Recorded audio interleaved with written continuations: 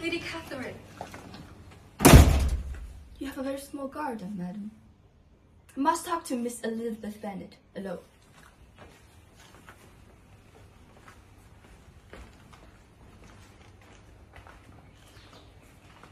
You must have no loss, Miss Bennet, to understand the reason of me coming hither.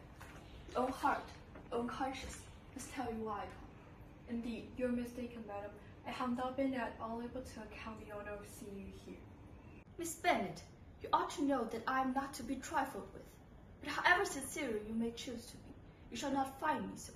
My character has been celebrated for its sincerity and frankness, and in the cause of such moment as this, I shall certainly not depart from it. A report of a most alarming nature reached me 2 days ago.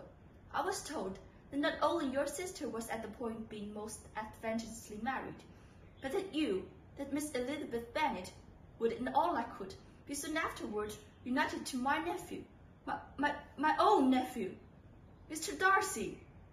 Though I know it would be a scandalous falsehood, though I not endure with him to such suppose of truth it's possible, I instantly resolved on getting off this place, that I might make my sentiments known to you. If I believe it impossible to be true, I wonder you took the trouble of coming so far. What could your ladyship propose by it? At once to insist upon having such a report universally contradicted. Your coming to Collender to see me and my family will be rather a confirmation of it, if, indeed, such a report as it exists. If, do you then pretend to be ignorant of it? Has it not been industriously circulated by yourself? Do you not know that such a report is spread abroad? I never heard that it was. And can you likewise declare that there is no foundation of it? I do not pretend to possess equal frankness with your ladyship. You may ask questions which I shall not choose to answer. This is not to be borne, Miss Bennet. I insist on being satisfied. Has my nephew made you an offer of marriage? Your ladyship has declared it to be impossible. It ought to be so. It must be so, while he retains the use of his reason. But your art and allurements may, in a moment of infatuation, have made him forget what he owes to himself and to all his family. You may have drawn him in. If I have, I shall be the last person to confess it. Miss Bennet, do you know who I am? I'm not being accustomed to such language as this. I know almost the nearest relationship he has in the world, and am entitled to know all his dearest concerns. But you are not entitled to know mine, nor will such behavior as this ever induce me to be explicit. Let me be rightly understood. This match, to which you have the presumption to aspire, can never take place. No, never. Mr. Darcy is engaged to my daughter. Now, what have you to say? Only this, that if he is so, you can have no reason to suppose he will make an offer to me. Selfish girl, this engagement of them is a particular kind. From their infancy, they are intended for each other. It was a favorite wish of his mother, as well as hers. For in their cradles we planned the union, and now, at the moment when the wishes of both sisters would be accomplished, is their marriage to be prevented by a young woman of inferior birth, of no importance in the world, and wholly united to his family. Do you pay no regard of these wishes of his friends to his tacit engagement with Miss de Bois? Are you lost to every feeling of propriety and delicacy? Have you not heard me say that from his earliest hour he was destined for his cousin? Yes, and I have heard it before, but what is that to me? If there is no other objection to my marrying your nephew, I shall certainly not be kept from it by knowing that his mother and aunt wish him to marry Miss de Bois. You both did as much as you could in planning the marriage. Mr. Darcy is neither by honor nor inclination confined to his cousin. Why is not he make another choice? And if I am that choice, why may I not accept him? Because honor, decorum, prudence, nay, interest forbid it. Yes, Miss Bennet, interest, for do not expect to be noticed by his family or friends. If you willfully act against the inclination of fall, you will be censured, slighted, and despised by everyone connected with him. Your alliance will be a disgrace. Your name will never ever be mentioned of any of us. These are heavy misfortunes. But the wife of Mr. Darcy must have such extraordinary source of happiness necessarily attached to her situation, that she could, upon the whole, have no cause to repine. Obstinate, headstrong girl, I'm ashamed of you. Is this your gratitude for my attention of you last spring? Is nothing due to me at that score? Let us sit down. You are to understand, Miss Bennet, that I came here with the determined resolution of carrying my purpose, nor will I be desolated from it. I have not been used to submit to any person's whims. I have not been in the habit of brooking disappointment. That will make your ladyship's situation at present more pitiable, but it will have no effect on me. I will not be interrupted. Hear me in silence. My daughter and my nephew are fallen for each other.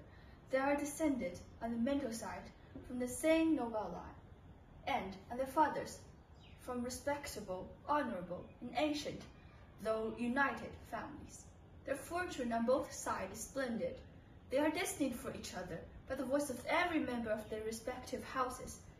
What is to divide them? The upstart pretensions of a young woman without family, connection, or fortune. Is this to be endured? But it must not, shall not be. If you were sensible of your own good, you would not wish to quit the sphere in which you have been brought up. In marrying your nephew, I shall not consider myself as quitting that sphere. He is a gentleman. I am a gentleman's daughter. So far, we are equal. True, you are a gentleman's daughter. But what was your mother? Who are your uncles and aunts? Do not imagine me ignorant of their condition. Whatever my connection may be, if your nephew does not object to them, they can be nothing to you. Tell me once and for all, are you engaged to him? I am not. And will you promise me never to enter into such an engagement? I will make no promise of the kind. Miss Bennet, I am shocked and astonished. I expected to find a more reasonable young woman. But do not deceive yourself into a belief that I will ever recede. I shall not go away till you have given me the assurance I require. And I certainly never shall give it. I am not to be imitated into anything so wholly unreasonable. Your ladyship wants Mr. Darcy to marry your daughter, but would my giving you the wish for promise make the marriage at all more probable? Supposing him to be attached to me, would my refusing to accept his hand make him wish to bestow it on your cousin? Allow me to say, Lady Catherine, that the argument with which you have supported this extraordinary application have been as frivolous as the application was ill-judged. You have widely mistaken my character, if you think I can be worked on by such persuasion as this. How far your nephew might approve of your interference in his affairs, I cannot tell, but you have certainly no right to concern yourself in mine. I must beg, therefore, to be importuned and no further in the subject. Not so hasty, if you please. I have by no means done. To all the objections I have already urged, I have still another to add. I am no stranger of a particular of your youngest sister's infamous elopement. I know it all, that the young man's marrying her was a patched-up business, at the expense of your father and uncle. And is such a girl to be my nephew's sister, is her husband, who is the son of his late father's stepward, to be his brother? Heaven and earth, of what are you thinking? Are the shades of Pemberley to be thus polluted? You can now have nothing further to say. You have insulted me in every possible method. I must beg to return to the house. I have no regard, then, for the honor and credit of my nephew. Unfeeling, selfish girl, do not consider that a connection with you must disgrace him in the eyes of everybody. Lady Catherine, I have nothing further to say. You know my incident. It is well. You refuse, then, to believe me. You refuse to obey the claim and duty, honor and gratitude. You are determined to ruin him in the option of all his friends, and make him the contempt of the world. Neither duty, nor honor, nor gratitude has any possible claim on me. In the present instance, no principle of either would violate my marriage with Mr. Darcy.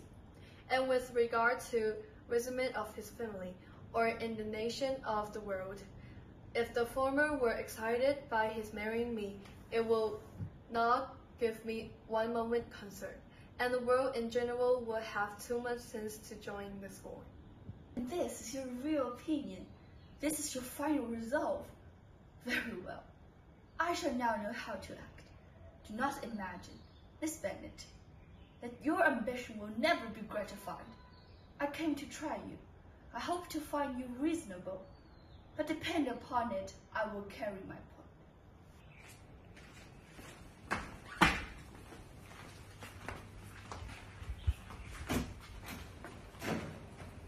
I take no leave of you, Miss Bennet. I sing no accomplishment to your mother. You deserve no such attention.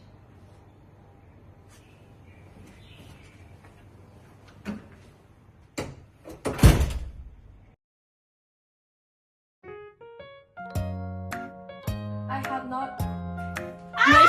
Miss